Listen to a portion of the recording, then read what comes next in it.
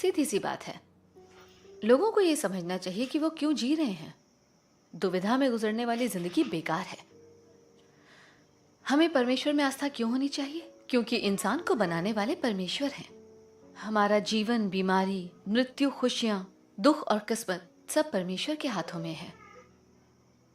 लोग अक्सर कहते हैं जब लोग कर्म करते हैं तो स्वर्ग देखता है, या परमेश्वर के आगे इंसान कमजोर है। अगर हमारी कथनी करनी परमेश्वर की इच्छा के अनुरूप है तो हमें परमेश्वर की आशीषें मिलेंगी।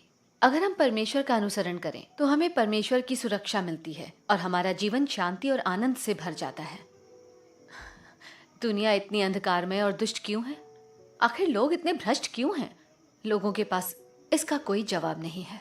परमेश्वर इंसान को बचाते हैं और इन मामलों की सच्चाई को बहुत ही साफ तौर पर समझाते हैं। परमेश्वर में विश्वास न रखने पर हम सत्य को नहीं समझ सकते और जीवन पथ पर चलने का हमारे पास कोई तरीका नहीं है। परमेश्वर में अपने इतने वर्षों के विश्वास में मैंने परमेश्वर के बहुत से वचन पढ़े हैं। मैंने जिंदगी से जुड़े रहस्यों के सत्य को समझा है। साथ ही मैंने दुनिया के अंधेरे के मूल को जाना है। मैंने इस बात को समझा है कि लोग इसलिए दुष्ट हैं क्योंकि शैतान ने इंसान को भ्रष्ट कर दिया है। मैंने ये भी जाना है कि कैसे लोगों के पास सत्ता होती है। जीवन में इतना खालीपन और मुसीबतें क्यों हैं? इसका मूल कारण क्या है? इंसान कहाँ से आता है और कहाँ जाता है? इंसान को जन्म देने के पीछे परमेश्वर की क्या इच्छा है? परमेश्वर किन्हें बचाता है और किन्हें शाप देता है? इंसान के अंत और मंजिल का पता कैसे लगाया जा सकता है? मैंने इन रहस्यों के पीछे के सत्य को समझा है। इससे मेरा दिल बहुत रोशन हुआ है। मैंने जाना है कि शांति और आनंद पाने के लिए कैसे जिएं, परमेश्वर के आशीषों को पाने के लिए कैसे जिएं।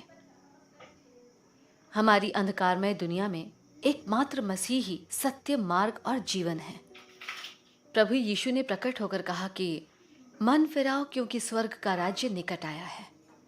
आज प्रभु यीशु लौट आए हैं और स्वर्ग का राज्य धरती पर प्रकट हुआ है।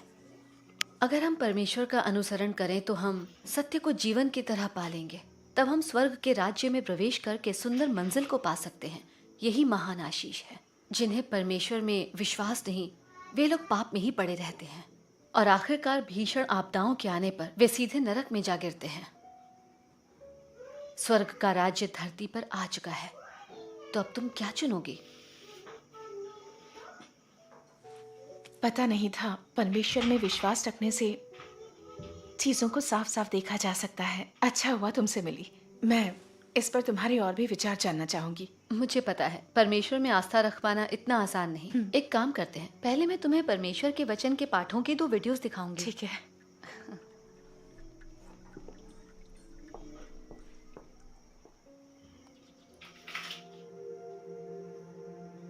परमेश्वर ने इस संसार की रचना की और वह इसमें एक जीवित प्राणी मनुष्य को लेकर आया जिसे उसने जीवन प्रदान किया।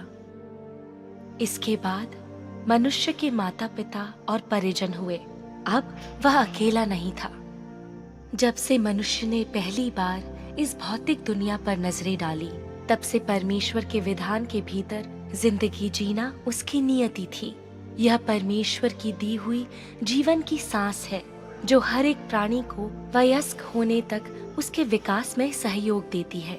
इस प्रक्रिया के दौरान किसी को भी ऐसा महसूस नहीं होता है कि मनुष्य परमेश्वर की देखरेख में बड़ा हो रहा है, बल्कि वे यह मानते हैं कि मनुष्य अपने माता पिता की प्रेम पूर्ण देखभाल के तहत ऐसा कर रहा है और यह कि जीवन की उसकी अपनी नैसर्गिक प्रवृत्ति ही है जो इस बढ़ने की प्रक्रिया को नियंत्रित करती है। ऐसा इसीलिए है क्योंकि मनुष्य नहीं जानता कि जीवन किसने उसे प्रदान किया है या वह कहाँ से आया है। जिस तरह से जीवन की नैसर्गिक प्रवृत्ति चमत्कार करती है, उसे तो इंसान बिल्कुल नहीं जानता है। वह केवल इतना ही जानता है कि भोजन ही वह आधार है जिस पर उसका जीवन चलता रहता है। अध्यवसाय ही उसके अस्तित्व का स्रोत है और यह कि उसके मन का विश्वास ही वह पूंजी है जिस पर उसका अस्तित्व निर्भर करता है। परमेश्वर के अनुग्रह और भरण पोषण के बारे में मनुष्य पूरी तरह से बेखबर है और इस तरह वह परमेश्वर द्वारा उसे प्रदान किए गए जीवन को निरुद्देश्य बर्बाद कर देता है।